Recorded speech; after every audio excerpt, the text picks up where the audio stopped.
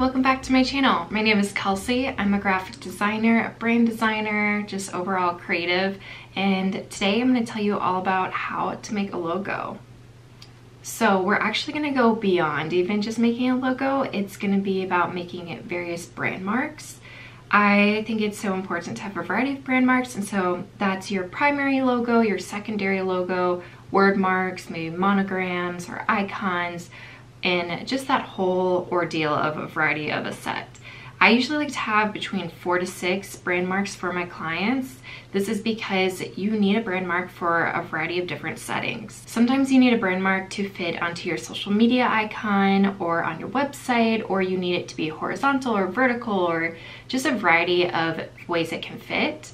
And sometimes you want it to include more, so sometimes maybe it will include your established year or your location or things like that, and it's just a great way to have a variety of ones to use. I create all these brand marks in grayscale also. This is because color can have a whole different effect on a brand mark. I want to nail down the look and feel of the design before introducing color, because that's a completely different study. And you also want to be able to use your brand mark in white or black, just in case there's a situation that comes up where you need the logo to be like that. So today I'm creating brand marks for my business. I have a graphic design business. Like I said, I'm a graphic designer, brand designer, and I help small businesses come up with their brand strategy and their creative for their business. It's a lot of fun, but I have a hard time kind of stepping away and working on my own projects. So today I'm really excited to take you through my process in creating brand marks, and then also be actually developing my own brand as I go. I've already done my brand strategy, which is a questionnaire that I fill out where I identify my target audience, my consumers, my business goals, what I like, what I don't like, and things like that. And then I also did my mood board. So I did a whole video on how to create mood boards as well for yourself. And so you can go ahead and watch that and see how I came up with 3 different mood boards, which I have nailed it down to one mood board that I will be moving forward with. This entire process is what I would take any client through. So again, I do love helping small businesses and helping people establish their brand. If that is something you are interested in, feel free to reach out. I do take on new clients, so you can submit an inquiry form down below in the description, or shoot me a message over on Instagram as well. But this is super exciting, so let's just get into it. Okay, so starting out, I've gone ahead and placed my mood board into my Adobe Illustrator file, and then I've also just pulled a couple other inspiration pieces I wanted to include. I might pull a few more, but I also might just get started. So I also do want to point out that I use Adobe Illustrator because this is a great tool for creating those brand marks. You want to have your brand mark created as a vector format, so you're able to scale it up or scale it down as needed, and then it's also not having a pixelated effect that a raster image would have if you did create it in Photoshop or something like that. So in Adobe Illustrator, you're able to have all these different live points that you can edit at any time, and then it also just makes things like adding color and things like that super easy to do. Next, what I'm going to do is actually just type out my name in a text box. So the name of my business is Willoughby Designs. Make that a little bigger. And then I also might want to create some marks with that. So I might do like WD, because I use that as my monogram mark a lot. And then now I'm just going to begin creating a variety of a list of type choices. This is just a great way for me to see what type of type I want. If I'm looking at my mood board, I have a lot of like decorative type. I have serif and sans serif types being used together and things like that. So I'm going to be keeping in mind type that is similar to that. And I'll just be pulling type first, primarily from the type I already have through my font book.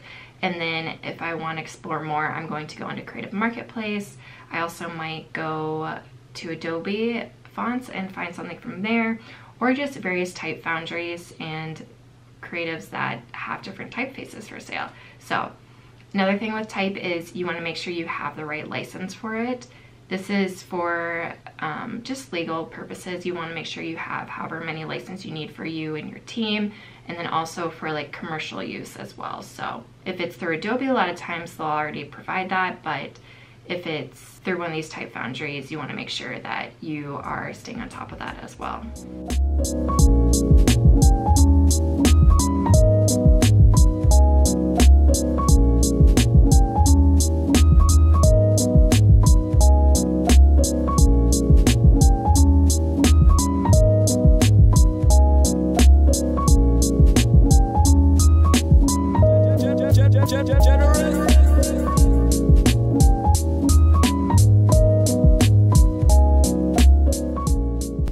So I have a pretty good list of type choices going on now, and I've actually started to sketch out some ideas. So I do this in two ways.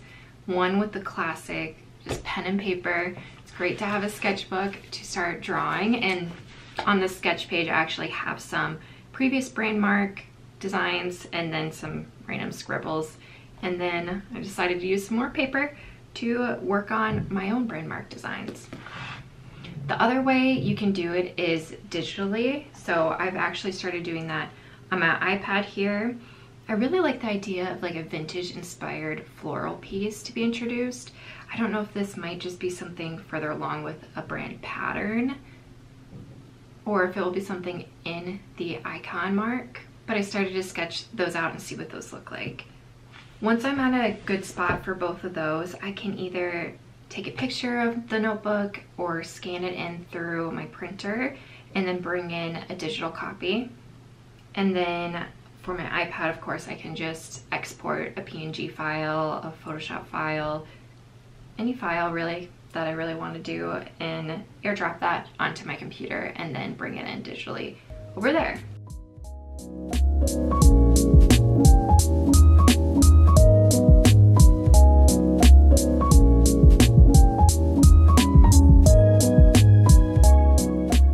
Okay, what I like to do next is separate out my artboards and start focusing in on those different type choices I'm really leaning into.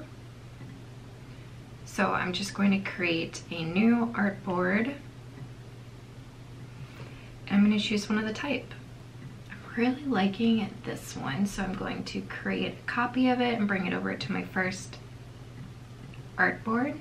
And I want to keep some of them live type because in the past I've lost what type choice I was using, which is not fun. So I'm just going to drag another copy and I'm going to create outlines with this one. So then I can actually begin to manipulate this. This, as you can see, it's all now live points. So if I were to use my pen tool, I'd see all the different points on it and I can adjust it accordingly. But I do also want to try the designs in metallic. I think that's kind of fun. So I'm just going to continue to mess around with this and introduce some shapes and see where it goes. So I've started creating a couple shapes in here, but I also just brought in that file from my iPad. I'm going to go ahead and do some image tracing with this. Sometimes this takes some checking and guessing with it because you can do a variety of different image trace options. I'm first going to try out the high fidelity photo and see how that does, because usually that helps preserve the most details. I'm a little worried because this, again, these are really sketched out, so we'll see how they go. Okay, not too bad.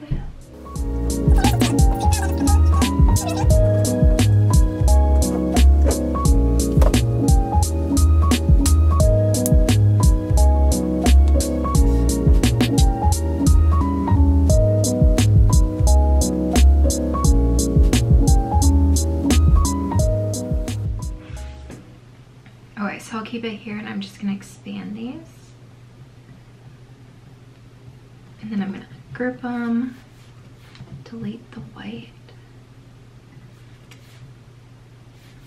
It does make me nervous because they are so